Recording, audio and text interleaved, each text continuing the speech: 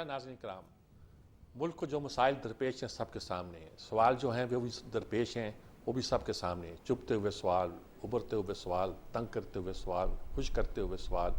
बस एक ही बात हम सोच रहे हैं कि आने वाले दिन कैसे गुजरेंगे। हर शख्स के जहन पे, दिल पर यही एक सवाल है कि वो जानना चाहता है कि पाकिस्तान का क्या बनेगा, मुस्तकबिल क्या होगा, हम किस दलदल में फंसे हुए हैं, निकल जाएंगे तो कैसे निकलेंगे। ये सारे सवालात जो हमारे सामने हैं। मैं उन सवालात पे कम आता हूँ जो हम कहते हैं जी कि इमरान खान का क्या बनेगा, शहबाज शरीफ चल पाएंगे कि नहीं चल पाएंगे। मसला ये है कि पाकिस्तान चल सकता है कि चल पाएगा, और किस तरफ जा रहा है और किस तरफ जाना चाहिए। इस वक्त मेरे साथ ज़फ़र हलाली साहब मौजूद हैं, जो हमारे सफारतकार रहे हैं। मैं इन्हें हमेशा सफ़ीर इब्न सफ़ीर कहा करता हूँ। इन्होंने मीडिया पे बहुत जम कर, डट कर एक लंबे अरसे से काम कर रहे हैं, इसलिए उनकी एक और भी पहचान अब यकीनन हमारे साथ मौजूद है।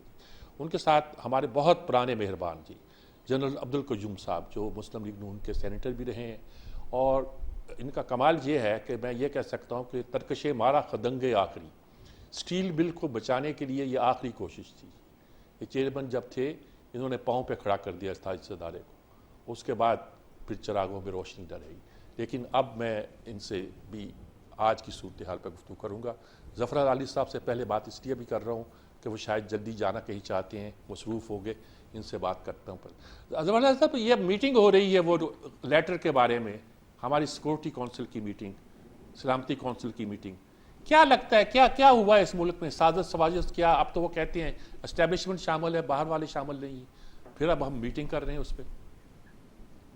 देखिए, अफसोस से ये कहना पड़ता है कि अब ये इतना कंट्रोवर्शियल हो गया है कि इस पे जो इंटरेस्टेड पार्टीज हैं, जो पार्टीज इसमें शरीक हैं, मैं नहीं समझता कि वो कुछ ऑब्जेक्टिव फैसला कर सकते हैं। तो बेहतर होता कि ये कभी कोई और वक्त के लिए, थोड़े से सालें गुजर जाते हैं जो लोगों की इन्वॉल्वमेंट कम होती है। इसलिए कि मैंने तो खैर पढ़ा नहीं है, मगर जिस किस्म के धमकियां मिले हैं, जो लोग पढ़े हैं और बता रहे हैं, और ये डिप्टी स्पीकर तो मेरे ख्याल में लाहौर के जलसे में पब्लिकली बता दिया है किस किस्म के धमके। लेकिन अब तो उसको बुला लिया, असद मजीद को भी, असद मजीद को ही बुला लिया है।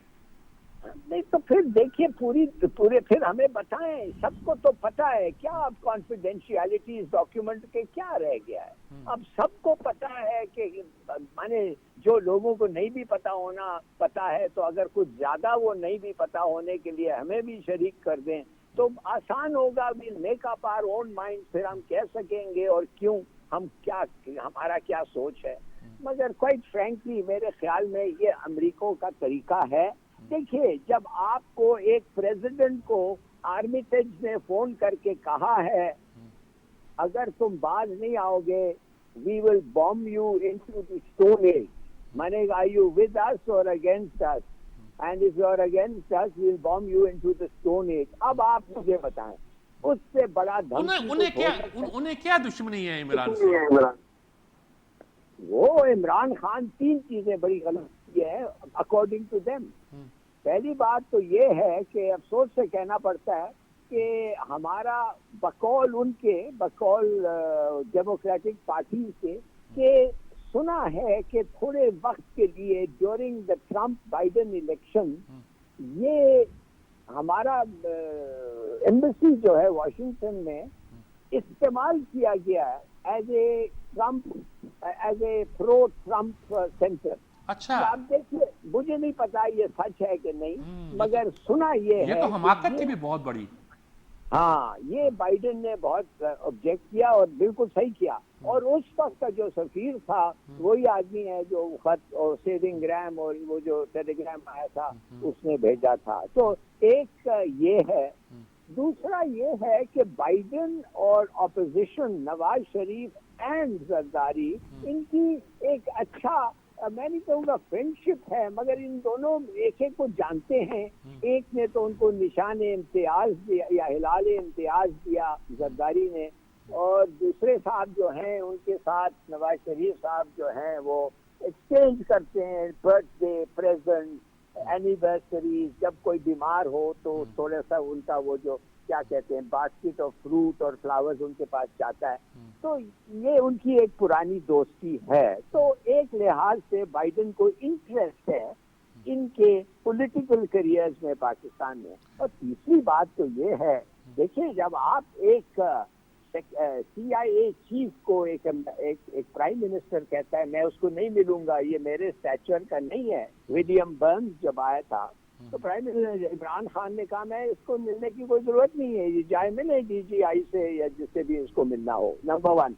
दूसरा, वो एब्सोल्युटली नॉट कभी आपने सुना है। अच्छा, फिर तो ललित साहब आप एम्बेसडर रहे हैं, सफारतकार हैं, समझदार हैं, सियासत में भी आपने within corridor of power serve भी किया है।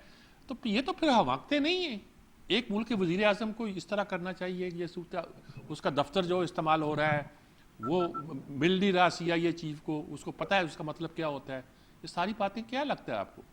और आप तो ये कह रहे हैं कि ये हमारी लोकल एस्टेब्लिशमेंट हमारे साथ नहीं थी।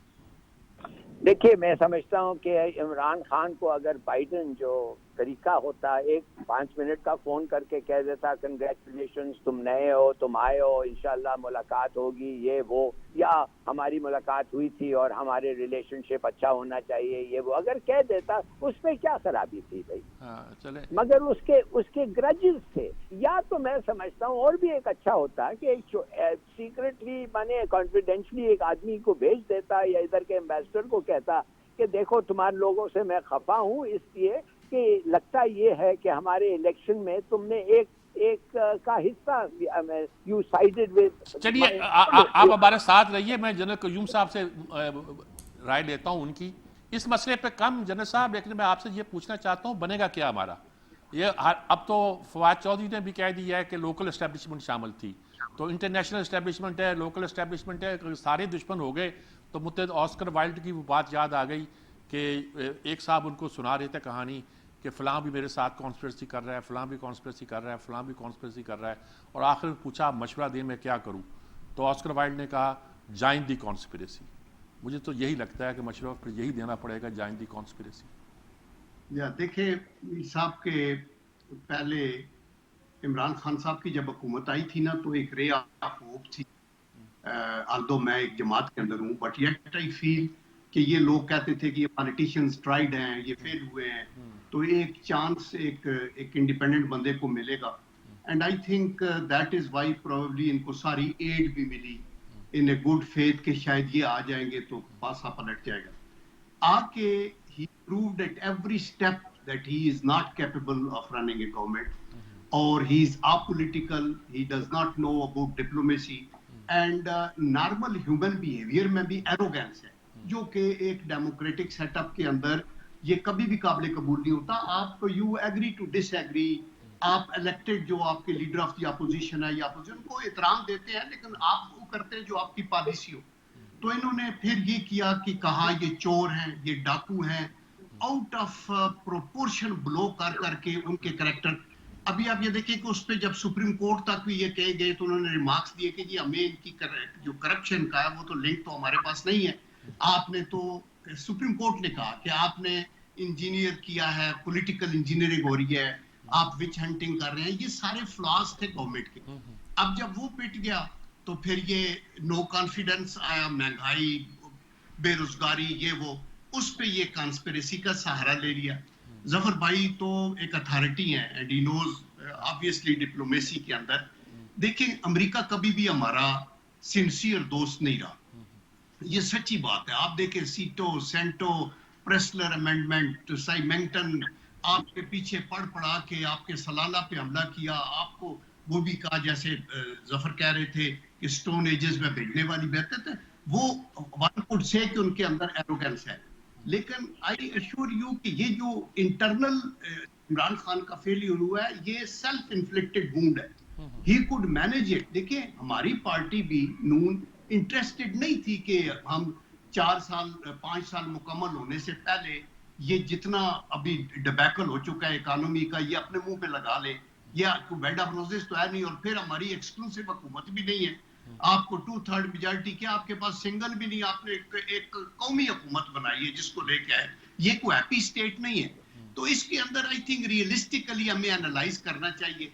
अभी ये वो उधर से कॉन्स्पिरेसी से हटके एस्टेब्लिशमेंट की तरफ इशारे किनारे शुरू कर दिए, और साथ तो फवाद चौधरी ने कहा कि कुछ उलवी रामा औखियां सन, कुछ गल विच गम दा तौफी सी। I think that was a very realistic state, because इन्होंने अपने जो एडवाइजर्स आगे रखे वो इस तरह लड़ते रहे पॉलिटिकल अपोनेंट से जैसे जाती दुश्मनी है, एक दूसरे के कत्ल हुए।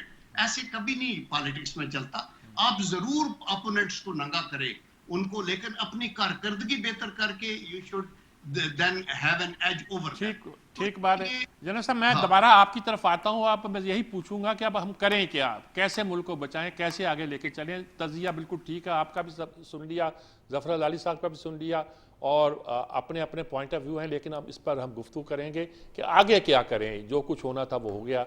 एक वक्फा लेते हैं, वक्फे के बाद हाजिर होते हैं।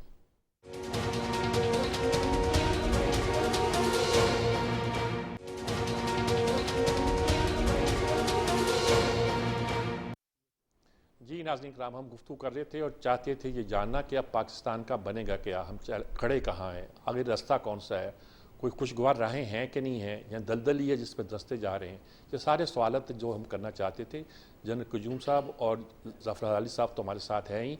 अब शहला रज़ा साहबा ने, जो कि पाकिस्तान पीपल्स पार्टी में बहुत मुमताज़ हैं, रुकन हैं, और सिंध असम्बली की डिप्टी स्पीकर, और उसके अलावा भी बहुत कुछ, बहुत हवालों से इनका बड़ा नाम है। इनसे पूछते हैं इनकी राय क्या बनती है। अस्सलाम वालेकुम शहला रज़ा साहबा। वालेकुम अस्सलाम। अब मैं विमेन डेवलपमेंट मिनिस्टर हूँ। अच्छा अच्छा, मैं बहुत पीछे रह गया कराची छोड़े हुए मुझे कुछ अरसा हो गया, इसलिए कभी लगता है कि शायद मैं पीछे रह जाता हूँ कभी कभी। अच्छा, ह्यूमन डेवलपमेंट मिनिस्टर हैं, तो बताइए क्या ह्यूमन डेवलपमेंट होगी, अब ये बताइएगा। विमेन डेवलपमेंट मिनिस्टर, तो क्या क्या सूरत हाल होगी, अब बताइएगा। आप पार्टी पॉइंट ऑफ व्यू क्या है, आपकी लीडरशिप लंदन में है इस वक्त। इसका बजट डबल कराया है। पहले दारुल अमान जो थे सोशल वेलफेयर के पास थे, मैंने दारुल अमान जो है वो वुमेन डेवलपमेंट डिपार्टमेंट में कराए हैं। 8 ADP की स्कीम्स हैं हमारी, वो कंप्लीट हो चुकी हैं इस वक्त। और जी का शिकार है क्योंकि पब्लिक सर्विस कमीशन का मामला है। बाकी जो है नहीं, बाकी मैं ये भी तो बताइए कि सबका सूरत हाल क्या है मुल्क की।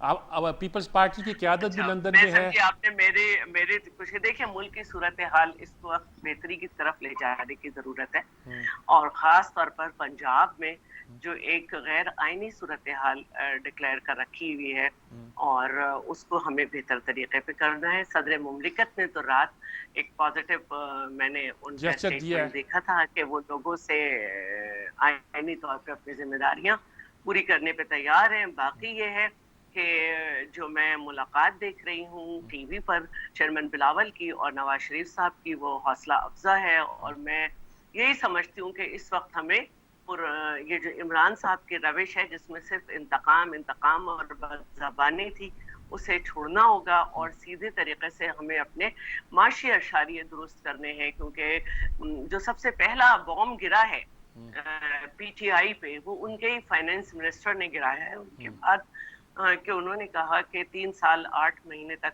कोई माशी पॉलिसी नहीं थी, और एक के बाद एक तजर्बा आजमाया जाता था और उसकी फिर शोहरत की जाती थी।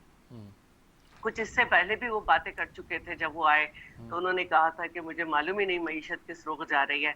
फिर ये भी उन्होंने कहा था कि PTI ने बहुत ही सख्त शराइत मानी है IMF की, जबकि पीपल्स पार्टी के दौर में ऐसी नहीं थी। तो अब जो सूरत हाल है इसको हमें बहुत संजीदगी से देखना है। मईशत पहले, यही आपका कहना है कि मईशत पहले, लोगों की हालत बेहतर करना सबसे पहले। जफर अली साहब, आप क्या कहेंगे, आप बताइएगा। सफारतकार तो आप हैं भी, लेकिन आपने ये भी देखा है कि कैसे हुकूमतें चलती हैं, चलाई जाती हैं। आप रहे हैं बेनज़ीर के, आप डिप्टी मिलिट्री सेक्रेटरी गालिबन रहे हैं, तो क्या कहेंगे आप। नहीं, मैं मिलिट्री सेक्रेटरी नहीं, मैं स्पेशल सेक्रेटरी रहे हैं शायद।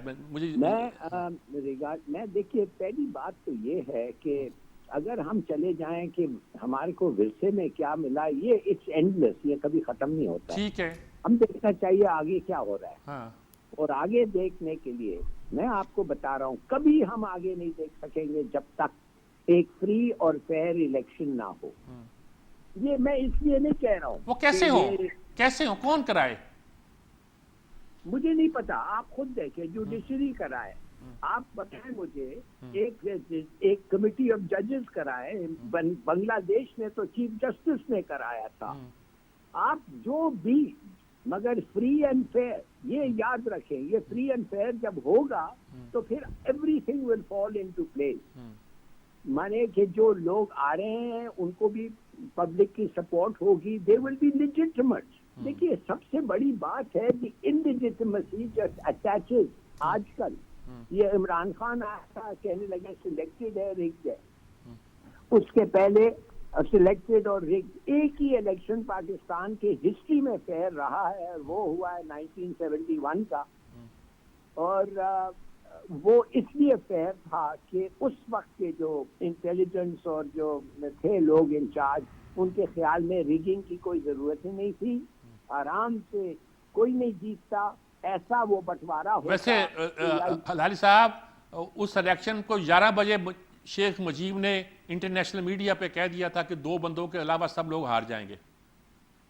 नहीं, वो तो इलेक्शन के बारे में व्हेन इट वाज उन्होंने कहा नहीं जी, इलेक्शन से पहले कह दिया था कि छोकरा लोग मेरे पास आया था, पूछता था सबको हराना है। मैंने कहा कि इन 2 इस बुड्ढे नूरुल अमीन को छोड़ दो और उसको छोड़ दो, वो जो हमारे थे।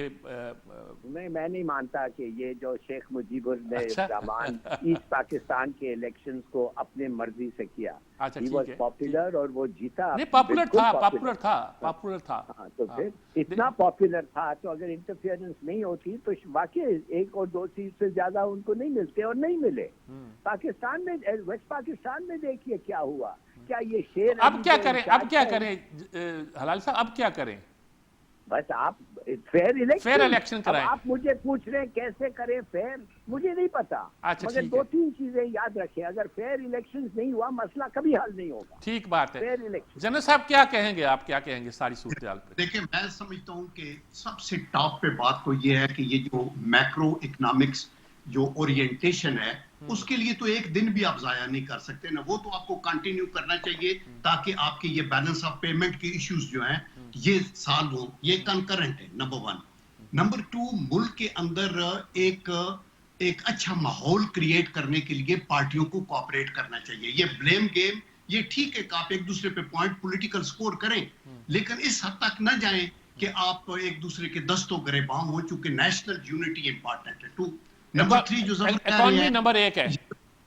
Election as quick as possible is ठीक है अपनी जगह, लेकिन ये हुकूमत जो है ये अबूरी हुकूमत नहीं है, ये एक कॉन्स्टिट्यूशनल गवर्नमेंट है जिसका टर्म अगले पूरा साल एक पड़ा हुआ है। लेकिन ये बात ठीक है कि चूंकि पिछला मैंडेट भी जो था उसको भी पूरी कौम ने एक्सेप्ट नहीं किया था, and we all know what happened. तो अभी भी अगर ऐसे होगा तो वो गलत होगा, तो इसलिए उसके लिए अच्छा, अभी उसके लिए क्या करना चाहिए? ये जो सिटिंग गवर्नमेंट है इसने तो इलेक्शन नहीं कराना, ये तो कराना है अबूरी हुकूमत ने। उसके लिए जो सिलेक्ट करें बंदा अबूरी हुकूमत के लिए, वो अबव बोर्ड हो और उसको पता हो। देखिए, एक दफा हमने क्या किया कि फखरुद्दीन जी इब्राहिम साहब को सिलेक्ट कर लिया कि जी वो आके तो वो कराएंगे। अभी वो जजेस का अपना ये फील्ड, ये जो एडमिनिस्ट्रेटिव साइड है, ये ग्रास रूट लेवल की रियलिटीज को पता होना चाहिए, तो you have to manage it that way. तो मेरे ख्याल में अबूरी हुकूमत एक ऐसी मिल के बनाई जाए जो उसके अंदर तहरीक इंसाफ का तामन ये चाहिए कि वो आए असेंबलियों में बैठे, और ये अगर कोई कुछ रिफॉर्म्स इलेक्टोरल करना चाहते हैं तो मुतफिका तौर पे करें। उनकी आवाज बुलंद होगी तो कौम को पता होगा कि अगर सिटिंग गवर्नमेंट को गलती कर रही है, और हुकूमत को ये चाहिए कि वो विच हंटिंग बिल्कुल ना करे जो इनके खिलाफ होती रही है कि अपने लोगों को बचाओ और दूसरे लोगों को पकड़ो। मेरे ख्याल में उससे भी एक टेंशन क्रिएट हुई है। तो अगर आप वेल मीनिंग है, I can assure you Mir साहब, क्या मुल्क को आगे लेके जा सकते हैं। शहबाज शरीफ इज द बेस्ट एडमिनिस्ट्रेटर, एक ट्राइड एडमिनिस्ट्रेटर है, and I have worked with him. I can assure you कि मॉर्निंग से इवनिंग तक जो टाइम है he will spend for the betterment of the country. तो पूरी अभी ये एक नून की हुकूमत नहीं है, ये कौमी हुकूमत है, और इस कौमी हुकूमत के अंदर इवन तहरीक इंसाफ भी शामिल है, चूंकि एक सूबे में उनकी हुकूमत है, पीपीपी की हुकूमत है एक सूबे के अंदर। अभी ये जो पंजाब में एक सर्कस लगा हुआ है, ये हमारे लिए बाइस शर्म है। गवर्नर रिफ्यूजेस के मैं करूं, वो ले, देखिए हमारी ये जो हुकूमत है इसको पजीराई तब मिलेगी कि अपने लिमिटेड टाइम में ये फेयर इलेक्शन भी कराएं और साथ अपनी कारकर्दगी इन दिनों में इतनी अच्छी शो करें ताकि लोगों को होप हो जाए कि ये गरीब परवर है और ये सब की मदद करेंगे। फॉरेन पॉलिसी के अंदर भी जो हमारी आइसोलेशन होती जा रही है, अमेरिका से भी नाराज, यूरोपियन यूनियन से भी नाराज, इधर भी कोई बयानात, उधर भी अफगान सिचुएशन भी आउट ऑफ कंट्रोल है, इंडिया के साथ भी ये ऐसे नहीं चलता। आपको डिप्लोमेसी के अंदर भी अपने फ्रेंड्स क्रिएट करने हैं, सी पैक को एक्टिवेट करना है। चाइना भी जो था वो पीछे हो गया था चूंकि इन्होंने स्लो पैडल कर रहे थे। Even Russia is very important and I would suggest to the prime minister कि जरूर अपने लिंकेजेस रखें उनके साथ और हमारी सारी ऑप्शंस ओपन होनी चाहिए। तो there is lot that you can do. ठीक बात है। अब मेरा ख्याल में हम इस बात को जारी रखेंगे। शैला रज़ा साहब को से पूछते हैं अभी हम, लेकिन एक वक्फा में लेना है। वक्फे से बाद हम ये जानने की कोशिश करेंगे। बातें तो तय हो रही हैं, ये हो रही हैं कि हमें इलेक्शन कराने हैं, फेयर इलेक्शन कराने हैं, लेकिन उससे पहले माइक्रो इकोनॉमिक्स जो हमारी ठीक करने वाली है उसको ठीक करना है। उसके अलावा हमें ये देखना है कि हम विच हंटिंग ना करें, एक दूसरे के खिलाफ बदला लेने की कोशिश करने की बजाय हमें मुल्क को बेहतर तरीके से इंसाफ के तकाज़ों के मुताबिक आगे बढ़ाना है। लेकिन इसके लिए अब क्या सब पार्टियों पे कॉम्पिटेंस भी है, इन पार्टियों को ये ट्राइड भी हैं, यानी जिन पार्टियों के बारे में हम कहते हैं कि ये इसको आजमाया जा चुका है, लेकिन आजमाया तो ये भी जा चुका है कि ये काम करती हैं, ये डिलीवर भी करती हैं, इनके पास एक्सपर्टीज़ भी हैं, लोगों के नाम भी लोगों को मालूम है। तो क्या ये इस इंटरम अरसे में कुछ डिलीवर कर सकती हैं? ये हम देखते हैं एक वक्फे के बाद। वक्फा लेते हैं, फिर हाजिर होते हैं।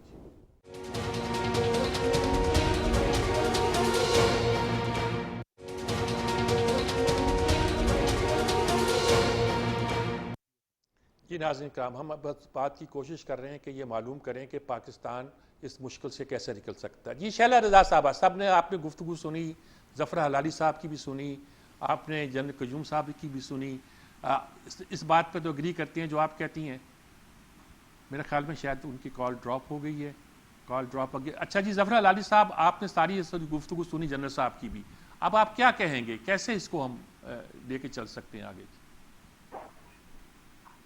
देखिए, अगर मैं आपको ये कहना चाहता हूँ, आपसे इलेक्शन के अलावा एक जनरल साहब ने एक बात कही थी कि माइक्रो इकोनॉमिक्स तो हमें ठीक करनी पड़ेगी, उसके बगैर तो हम एक दिन भी खड़े नहीं हो सकते ना जी। देखिए, माइक्रो बिल्कुल सही कहा जनरल साहब ने, मगर बात असल ये है जब आप इकोनॉमिक स्टेप्स लेते हैं तो किसी न किसी को सख्ती पड़ती है, किसी न किसी को बोझ उठाना पड़ता है, सैक्रिफाइस करना चाहता है, लॉसेस उनके होते हैं। तो अब बात असल ये है कि ये सब चीज कौन कर सकता है? वो ही कर सकता है ना जो एक प्रॉपर्ली इलेक्टेड गवर्नमेंट हो। नहीं तो लोग कहेंगे कि ये इसलिए कर रहा है कि ये हमारे लोगों को ज्यादा ये माने टेक्सटाइल। अब ये दाऊद साहब थे, दाऊद साहब जो टेक्सटाइल के लिए तो बहुत काम किया, मगर इस हद तक उन्होंने काम किया कि लोग कहने लगे बस अपने वैसे सी पैड भी इन्होंने एक तरह का रोल बैक ही कर दिया था। देखिए ना, तो ये सब इसलिए होता है कि ट्रस्ट, लैक ऑफ ट्रस्ट। ये कौन होते हैं करने के लिए? अच्छा, ठीक है हलाल साहब, मैं शैला रज़ा साहब हमारे साथ लाइन पे दोबारा आ गई हैं, इनसे बात कर। शैला साहब, हम पूछ रहे थे कि ये सारी बातें इकोनॉमिक्स की आपने भी की है, जनरल इलेक्शन की बात भी कर रहे हैं कि जितनी जल्दी शफाफ हो जाए उतना अच्छा है। हम ये भी कह रहे हैं कि विच हंटिंग ना हो। आपको क्या नजर आता है कि क्या रास्ता हम निकलता हुआ दिखाई दे रहा है आपको? आप इनसाइडर हैं इस वक्त। बहुत शुक्रिया सज्जाद मीर साहब। आपको याद होगा कि जब चेयरमैन जो थे वो कराची से रैली लेके निकले थे तो वो बार बार कह रहे थे कि गवर्नमेंट डिसॉल्व करो और इलेक्शन का ऐलान करो, और उससे पहले हम ये बार बार कहते थे कि हमें इलेक्शंस रिफॉर्म्स करनी है। और जिस तरह से ऑर्डिनेंस फैक्ट्री लगा के ऑर्डिनेंसेस आए हुए थे उन पर भी बात हो रही थी। तो बहरहाल जो हुआ वो तो एक अलग बात है, लेकिन इस वक्त सबसे पहले जो बात है वो ये है कि इलेक्शन कराना जुडिशरी की जिम्मेदारी नहीं है। जुडिशरी पे पहले ही बहुत बोझ है, वो थक चुके हैं और इलेक्शन कमीशन मौजूद है। और इलेक्शन कमीशन ने ये वाज़ेह कर दिया कि उन्होंने 16 खत लिखे थे और 16 में से किसी का भी जवाब नहीं आया, और अब उन्हें 7 मंथ्स चाहिए कि वो इलेक्शन कंडक्ट करा सकें। तो इस सारी सूरत हाल में इस गवर्नमेंट के पास कम से कम 7 महीने तो सीधे मौजूद है कि वो अपना रिफॉर्म्स करें गवर्नेंस मैं बेहतर ये करें, समझती हूँ माइक्रो इकोनॉमिक्स ठीक करें, गवर्नेंस बेहतर बिल्कुल। करें। और बिल्कुल देखिए, मिफ्ता इस्माइल साहब गए भी हैं, लेकिन ये बात अपनी जगह है कि नया माहिदा होने तक जो माहिदे की मुद्दत है उसमें जो आफ्टर शॉक्स हैं वो तो आने हैं, वो तो आने हैं। पेट्रोल की कीमत आपको बढ़ानी पड़ेगी। पीटीआई हुकूमत ने जाते जाते जो 12 रुपए बढ़ा के 10 रुपए कम की थी वो आर्टिफिशियली थी। और आपको ये सब चीजें, ये कड़वी गोलियां भी निगलनी होंगी, लेकिन एक बंद बन गया कि अब कोई शराइत इस तरह की नहीं साइन की जाएंगी, कोई इस तरह का एग्रीमेंट नहीं होगा। और उसके लिए मिफ्ता इस्माइल गए भी हैं। और चार्टर ऑफ इकोनॉमी का जो हमने दिया था इमरान खान साहब को मशवरा, वो अब हम चार्टर ऑफ इकोनॉमी भी कर रहे हैं। सबकी राय शामिल होगी, सब बैठेंगे। और इसी तरह मैं समझती हूँ कि पार्लियामेंट के अंदर एक आईनी reforms committee, constitutional reforms committee बनाई जाएगी जो ज्यादा से ज्यादा होगा, ताकि डिसेंटिंग नोट उस पर कम से कम हो। दूसरी बात जो है वो फिर वही कि देखिए, हमारा कोई इरादा नहीं है कि ना नवाज शरीफ साहब का ना पीपल्स पार्टी का। पीपल्स पार्टी ने तो ये रिकॉर्ड कायम भी किया है कि हमारे ज़माने में कोई भी सियासी कैदी नहीं था सिवाय हामिद सईद काज़मी के। उन पे जो है मुकदमे चले, और फिर जब हमारी गवर्नमेंट ख़त्म हो गई उसके बाद अदालत ने उनको बाइज़्ज़त बरी भी किया। तो मैं नहीं समझती कि कोई सियासी इंतकाम होगा, लेकिन जहाँ पे कानून को अपना रास्ता बनाना है वो कानून अपना रास्ता बना रहा है। अब अगर पार्टी फंडिंग केस जो है वो 7 साल से चल रहा था और कहा यह जाता है कि ना असद उमर ये अक्लमंदी करते कि हाई कोर्ट लाहौर में जाते कि अकबर एस बाबर को अलग किया जाए, ना ये फैसला आता कि 1 महीने में ऐलान किया जाए। तो खुद फंस गए, यही मतलब हुआ। अच्छा, फंस गए। अब उसमें ये बात भी सामने आ गई है कि वो मेंबर्स जो हैं चारों सूबों के, उनके ना होने पे बात कर रहे हैं। तो कल मैं पढ़ रही थी कि इलेक्शन ऑर्डर तो ये जो 2000 ये इलेक्शन कमीशन का ऑर्डर 2017 का जो है उसमें भी इस बात को वाजे किया गया है कि अगर मेंबर कम भी हो, 2 मेंबर भी हो, तो जब भी कोई मसला नहीं है, क्योंकि 1990s तक हमारे पास एक ही मेंबर हुआ करता था। ये परवेज मुशर्रफ ने 4 किए। तो बहरहाल अब इस तरह की बातों को तो हम नहीं रोक सकते हैं, लेकिन जो बातें चल रही हैं उनको तो देखना पड़ेगा। ठीक बात है, ठीक बात है। हम जनरल साहब से ही पूछते हैं, जनरल साहब क्या कंक्लूडिंग रिमार्क्स दें, आप क्या कहेंगे? वक्त बहुत कम है हमारे पास, 2-3 मिनट ही हैं, लेकिन मैं आपके कंक्लूडिंग रिमार्क्स लेना चाहता हूँ। देखिए, मैं यही कहूंगा कि कोई भी हुकूमत पाकिस्तान में आ जाए ना, वो एक दिन भी रेस्ट नहीं कर सकती। मुझे याद है 93 में जब मोइन कुरैशी साहब आए थे इंटर्म गवर्नमेंट के, और वो सीनियर वाइस प्रेसिडेंट थे वर्ल्ड बैंक के, तो मैं उस वक्त मिलिट्री सेक्रेटरी था, और उन्होंने आते ही कहा कि बाकी चीजें तो अपनी जगह, इकोनॉमी को तो ठीक करना है हमने। और फौरी तौर पे उन्होंने ये जो डिफॉल्टर्स की लिस्ट निकाली और बहुत सारा कुछ करना शुरू किया। एक ये, दूसरा ये है कि आप रिस्पांसिबिलिटी फील करें। आप ये जो अदारों पे अभी हमले हो रहे हैं, आप देखें जुडिशरी का जिस तरह से हम बदनाम एस्टेब्लिशमेंट को कर रहे हैं, ये सारी पार्टियों को बैठ के सोचना होगा और आगे चलना होगा। और उसके अल्लाह, आई एम श्योर इस हुकूमत का ये अबूरी हुकूमत नहीं है, ये प्रॉपर गवर्नमेंट है जिसका टेन्योर 2023 तक है। और ये 23 से पहले ये खुद इंटरेस्टेड है। नवाज शरीफ साहब ने कहा कि हम इलेक्शन कराने चाहिए, ताकि पिछली मैंडेट भी जेली मैंडेट थी, तो अभी असली मैंडेट है, और जो आए अल्लाह करे 2/3 मेजॉरिटी से आए और वो अपने काम को आगे चलाए। तो हमें ये दुआ करनी चाहिए। लेकिन ये जो सोसाइटी हमारी मीर साहब पोलराइज हो गई है, जो मीडिया एक्यूटली पोलराइज हो गया है, जिस तरह वो पार्लिमानी इक़्तिदार खो बैठे हैं, जिस तरह हम अपने जो हमारे अपनी रवायात हैं इस्लामी, उनको पसे पुश डाला है, ये चीजें कौमों को आगे नहीं लेके जाती। इन दी लॉन्ग रन हमें करना है। वक्त हमारे पास खत्म हो गया जी। मैं अपना वक्त मैंने आप ही को दिया है। खुलासा यही है कि हमें मुल्क की मईशत को ठीक करना है, हमें बदले की सियासत नहीं करनी, हमें शफाफ इलेक्शन की तरफ जाना है, और हमें एक सीधे रास्ते की तरफ कौम को लेके जाना है। हर चीज़ पे फौरी तौर पे काम शुरू होना चाहिए, और काम शुरू हो चुका है। यही एक अच्छी खबर है, और खुदा करे कि इसके नताइज निकलें। इजाज़त चाहता हूँ। अल्लाह हाफिज़।